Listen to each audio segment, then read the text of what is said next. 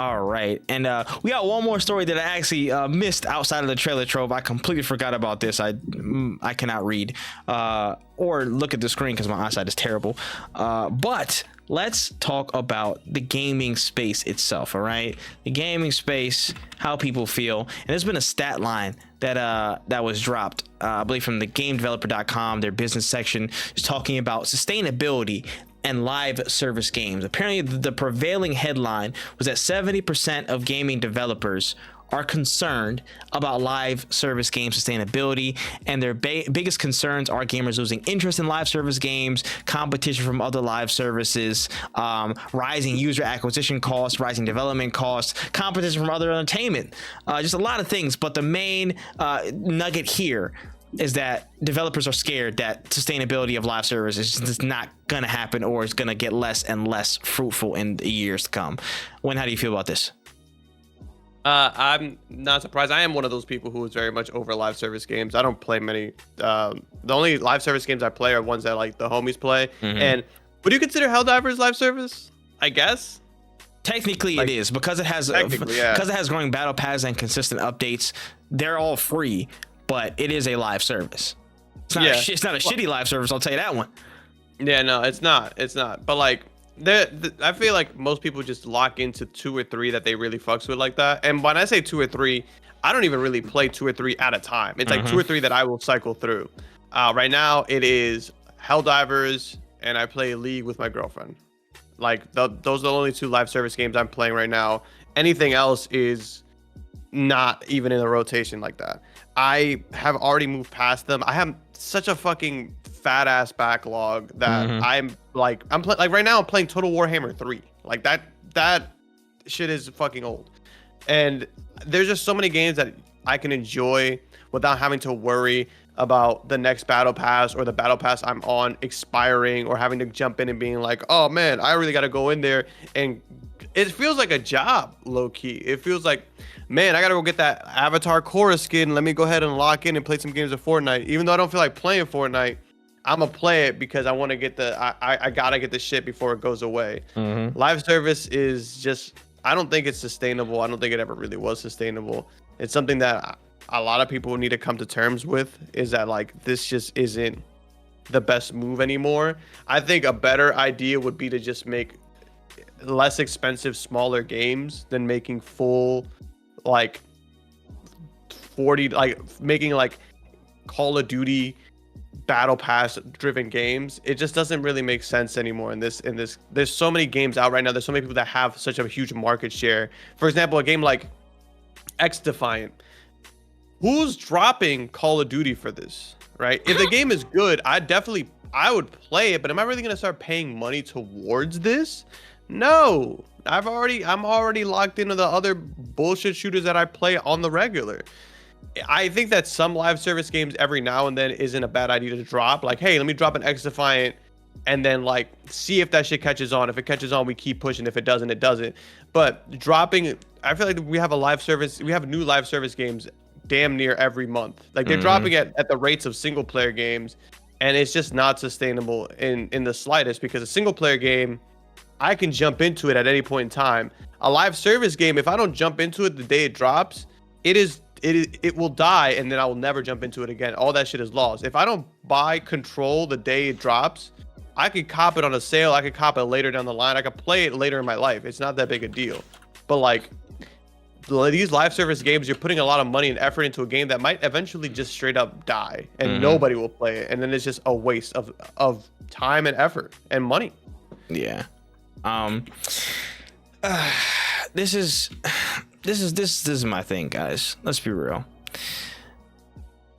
Live service games have literally been a tired concept for over a decade now.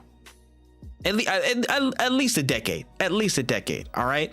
We've seen it just affected different people, in various ways. You've had your, different content drops like the World of Warcrafts, those games that are there in the past. They've had their time in the sun when you were able to spend that much time, and the onus and the bulk of the industry wasn't in that lane.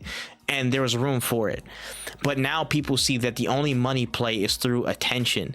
That there's one interview with Bo Burnham that always, again, I talked about it with you off podcast, off recording and I talked to everybody in chat about that, just about Bo Burnham's interview about, just how things are going with technology and stuff like that. And so many companies want people's attention. They want the attention. And in the context of the gaming space, this format of live service games, dropping content ever so often, trying to keep you grinding towards objectives and stuff, it keeps you in the loop as much as possible. It keeps your attention locked on them, so you're not looking anywhere else, and that gives them at least a higher propensity for you to spend money on them rather than put their money in other games and they don't get your dollar.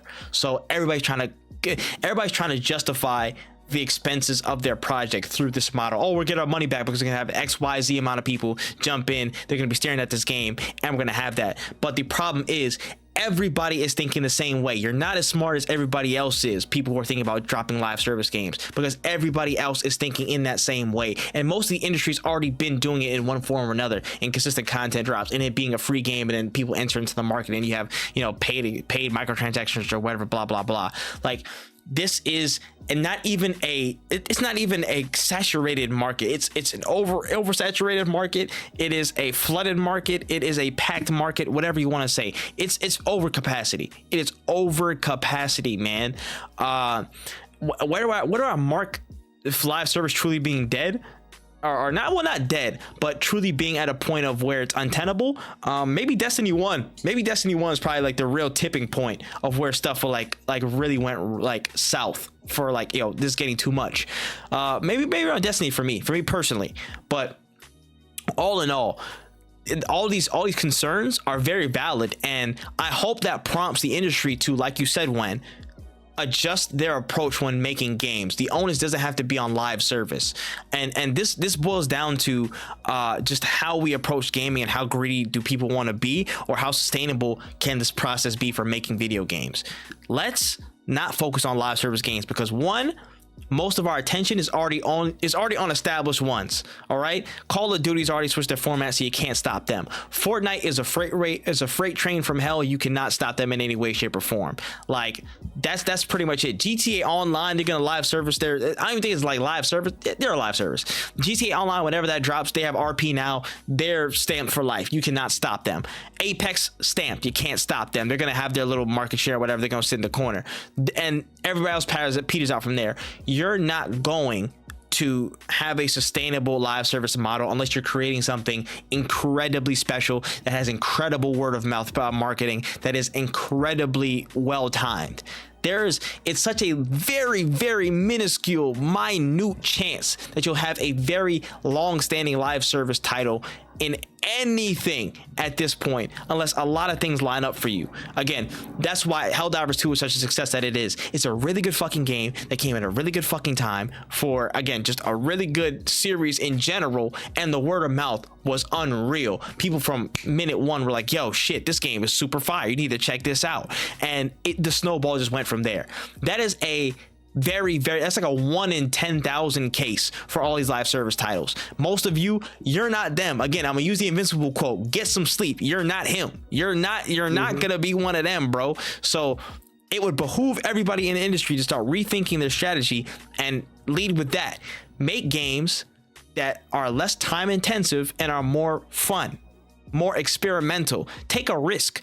Take a risk in something that you might not want to try. Shorter, weirder games. We love it. Again, we sat at the whole beginning of this episode talking for about 40 minutes about Tales of Kinzarazao. And I would play it again. And I will play it again. I told y'all before, I will play it again because it is a compact story. I know I can finish it in a reasonable amount of time, and I have value for that time. I think people now are realizing more than ever, time is such a incredibly valuable, but it's like hungry area that people operate in, especially companies operate in, to gain. You know what I mean? For people's time. It's such a valuable thing because it opens up to almost every other form. Again, money, engagement, blah, blah, blah, like this, that, and the third. And it's precious. So people, games, experiences that respect your time, I think is becoming more valuable than ever. And I think we will see that turn. And we will see that turn eventually. It's going to be a longer time to wait. I think it'll be another 6 years, honestly, before we get a real wave of the industry reforming itself and switching back to more single player experiences or more insular experiences where you don't have to, do a crazy thing.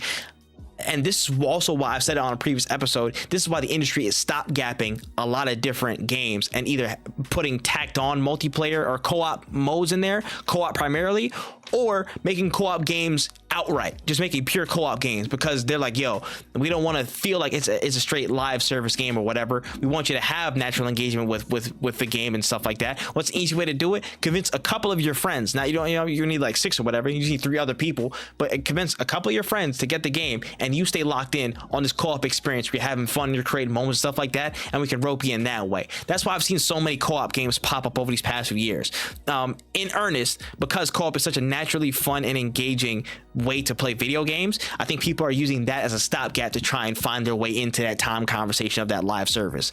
But if you take live service out of the equation, out of it, and just make a pure-blooded co-op game, you'll have good things that are coming down the pike, like No Rest for the Wicked when the co-op drops on update 1. Like, I think there's just so much abuse of time in a lot of these games, especially again in the live service part, that people are kind of they're taking their time back. They're taking their time back. They got games from 6 years ago that they're playing, bro. I don't know if you remember that stat from the other day too, that most people are playing games that are 6 years and older. Like, yeah, people are still playing their old shit. Do you think they have time for your new shit? No. Yeah. Nah, man. Nah. So I'm glad that people are concerned in the gaming industry, and I hope this prompts change. This needs to change. Make shorter, weirder, experimental, riskier games.